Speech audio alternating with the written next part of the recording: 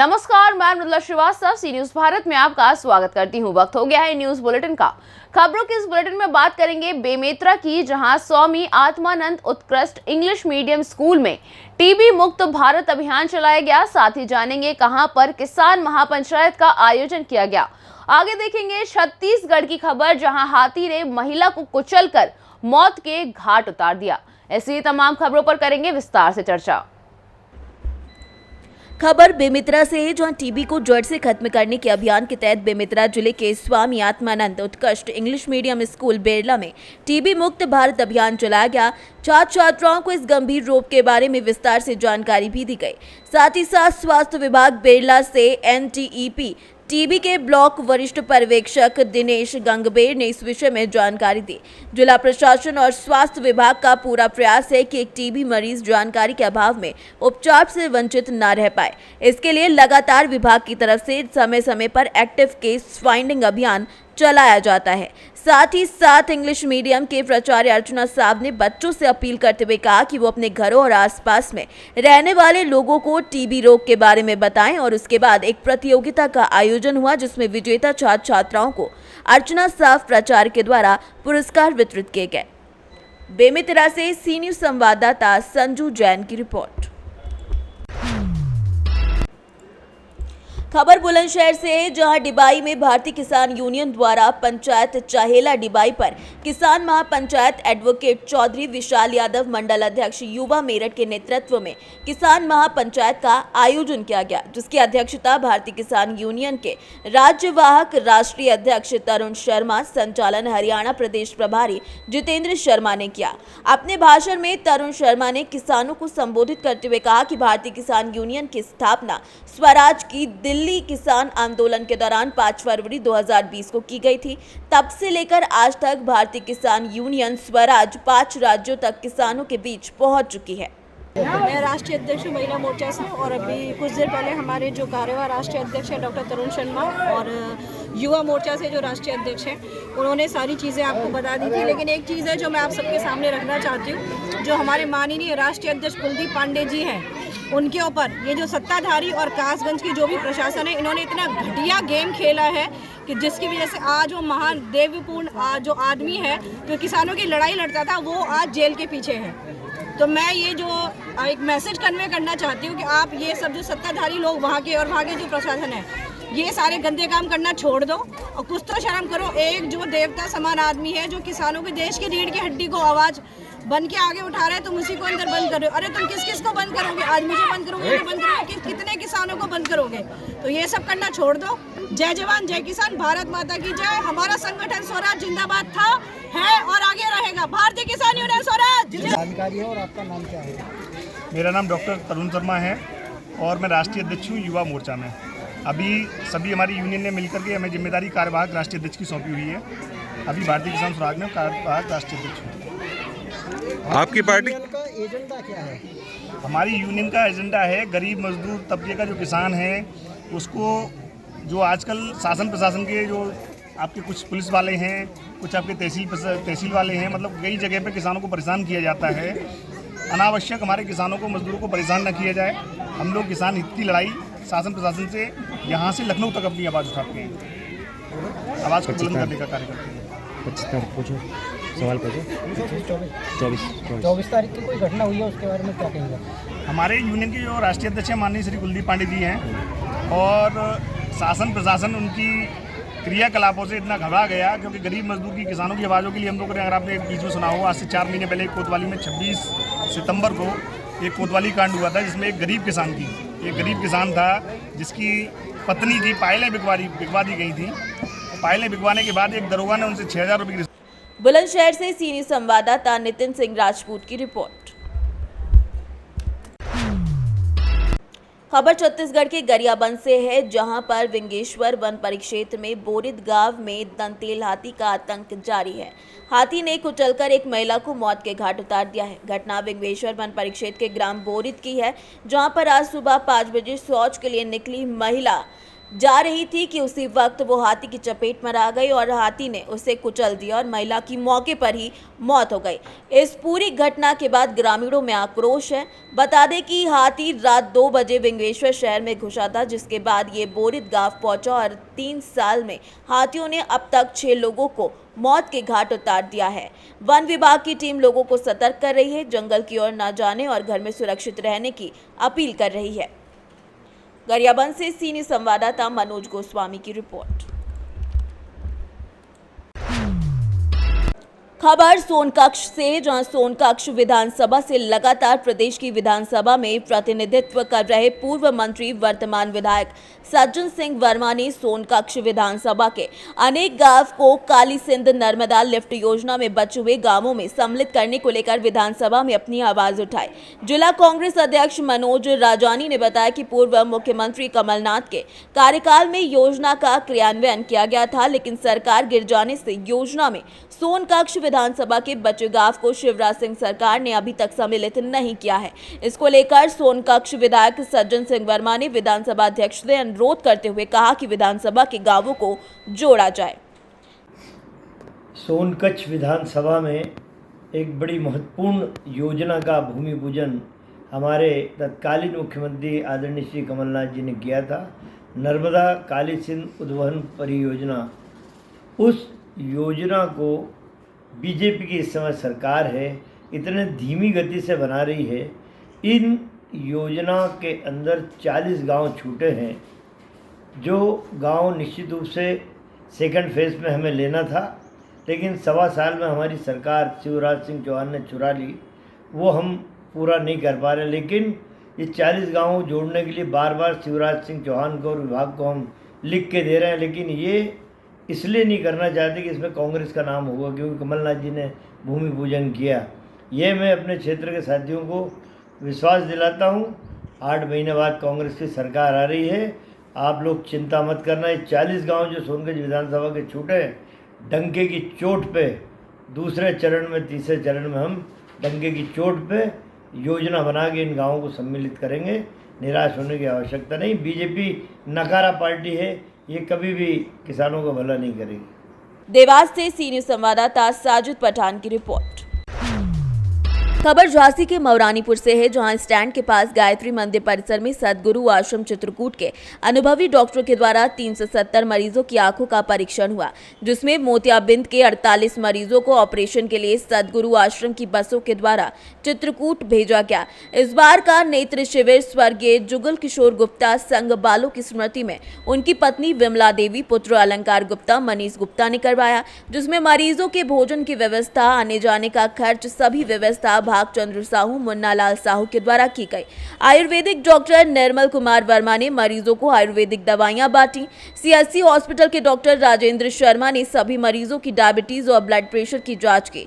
शिविर में डॉक्टर अशोक मदन चंद्र राय समेत कई लोग उपस्थित रहे। झांसी मौरानीपुर से सी न्यूज़ संवाददाता चंदू रायन की रिपोर्ट।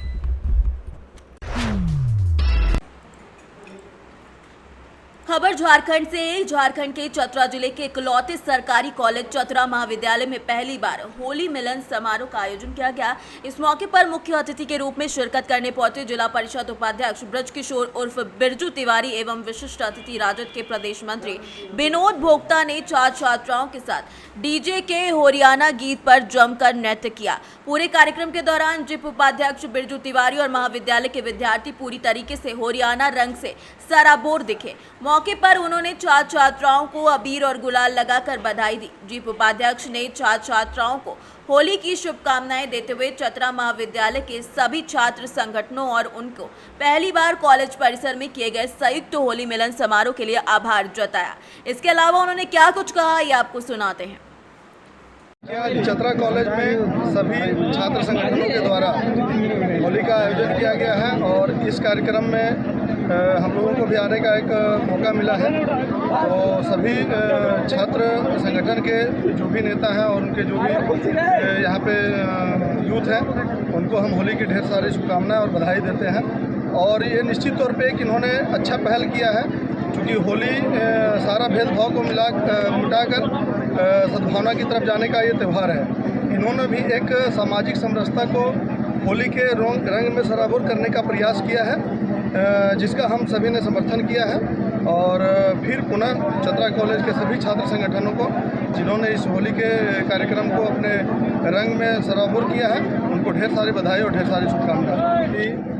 युवा साथियों में चढ़ा हुआ है और होली जहां सभी तरह के भेदभाव मिटाकर एक अलग उमंग है। अभी हमारी बहनों को भी देखिए, ये भी अपने रंग में सराबोर हैं और मुझे बहुत खुशी मिला कि अपने भाइयों के साथ साथ अपने बहनों के बीच भी होली खेलने का मुझे सौभाग्य प्राप्त हुआ है। हम अपनी बहनों को भी ढेर सारी शुभकामनाएं और बधाई देते हैं और इनके उज्जवल भविष्य की कामना करते हैं। होली के साथ साथ इनके भी जीवन में होली जैसा खुशियों का रंग हमेशा महसूस हो, ऐसा हम चतरा से सी न्यूज संवाददाता लक्की की रिपोर्ट।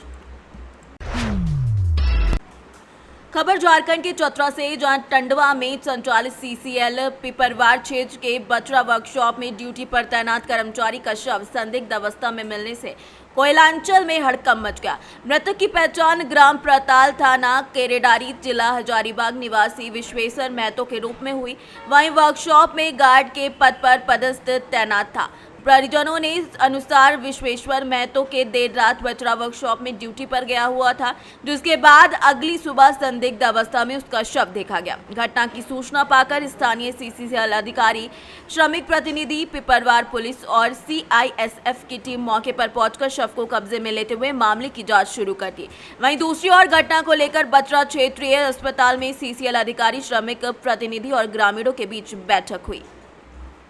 तो रात में हो गई है, क्योंकि हम लोग चाह रहे हैं कि उनका छोटा बेटा, उनका ज्वाइनिंग लेटर नौकरी मिले उन्हीं को, और अविलंब और हम चाहते हैं कि जो मतलब सीसीएल का फैसिलिटी है वो इनको तत्काल भुगतान किया जाए। कैसे इनका मौत हुआ, कुछ पता चला? वो तो मतलब गार्ड का काम करते थे, क्योंकि वो मतलब बैठे बैठे, अब वो तो मतलब क्या वहाँ जब देखा लोग तो वहाँ मिल पाए गए। 2 तारीख का नाइट शिफ्ट में लेट विशेश्वर महतो का ड्यूटी था, जो कि ड्यूटी के दौरान सवेरे वो मृत अवस्था में पाए गए। तो जानकारी मिलने से हम लोग आए, उसके बाद बॉडी को अभी बचरा हॉस्पिटल में लाया गया है और उनकी दिवंगत की जो विधवा है, उन्होंने अपने बड़े बेटे को नौकरी के लिए, नियोजन के लिए उन्होंने आवेदन दिया है। उसी का प्रक्रिया में हम लोग अभी लगे हैं और जल्द से जल्द उनको अभी प्रोविजनल अपॉइंटमेंट देने का प्रक्रिया हम लोग शुरू कर चुके हैं। चतरा से सी न्यूज संवाददाता लक्की की रिपोर्ट। यूपी के कौशाम्बी जिले में कौशाम्बी थाना अंतर्गत बरमबारी गांव में बीते दिनों एक किसान की हत्या हो गई। हत्या बदमाशों के द्वारा की गई थी। इसी घटना में शामिल एक आरोपी को पुलिस ने जेल भेज दिया है। किसान की हत्या के आरोप में कई दिनों से कौशाम्बी थाने में बंद करारी थाना क्षेत्र के बरई बंधवा निवासी गुंडा और डीके दोनों की पत्नियां क्रमशः ज्ञानमती और सुमन ने बताया कि पुलिस ने उनके पतियों को 1 हफ्ते में जेल रखा। ना ही उन्हें न्यायालय भेज रही है और ना ही छोड़ रही है। दोनों महिलाओं ने पुलिस अधीक्षक का ध्यान आकर्षित करते हुए मांग की है कि अगर उनके पति घटना में शामिल हैं या दोषी हैं तो न्यायालय में भेजा जाए और अगर निर्दोष हैं तो फिर छोड़ दिया जाए। अगर हमारे आदमी को अगर घटना में हुई तो छोड़ दे, नहीं घटना में है तो जेल भेज दे। डीके नाम है। तो कहाँ पे है तुम्हारे आदमी? कौशाम्बी थाना। कितने दिनों से हैं? आज 8 दिन। क्या नाम है आपका? ज्ञानमती। कौशाम्बी से सी न्यूज संवाददाता एफ वसीम गाजी की रिपोर्ट।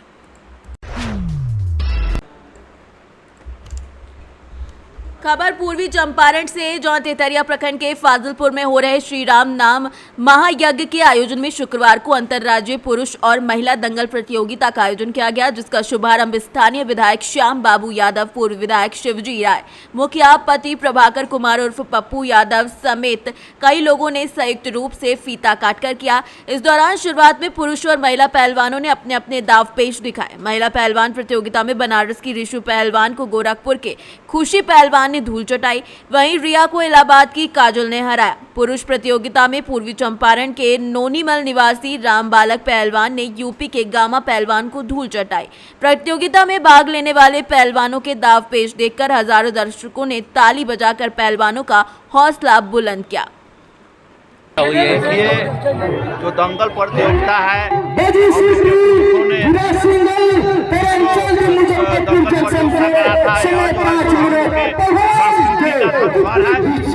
में जो है सो बीच में खंड काल में यह विलोप से जा रहा था, लेकिन आज मैं धन्यवाद दूंगा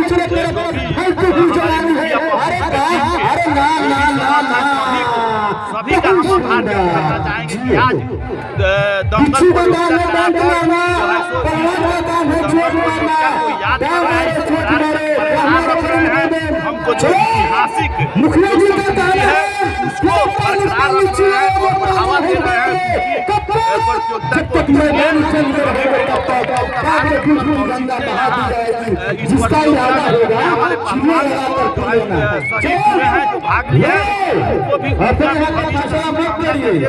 कि आज फाजिल के अखाड़ा पर खेल रहे हैं, बिहार में खेले, परसों देश के अखाड़ा पर खेले और उनको उज्जवल भविष्य का कामना करते हुए जितने भी यहाँ जो है सो हमारे जितने दंगल देखने जितने हमारे यहाँ पर उपस्थित सभी हमारे मतदाता मालिक, हमारे नौजवान मित्र, हमारे बड़े भाई विधायक, हमारे शिवजी भाई यहाँ उपस्थित हैं, उनको भी बहुत बहुत हम आभार व्यक्त करना चाहेंगे और बहुत बहुत शुभकामना देना चाहेंगे। बहुत बहुत धन्यवाद। इस दंगल प्रतियोगिता के संदर्भ में क्या कहना चाहेंगे आप?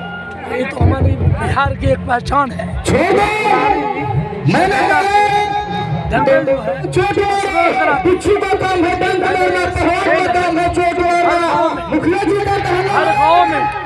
हर गाँव में लोग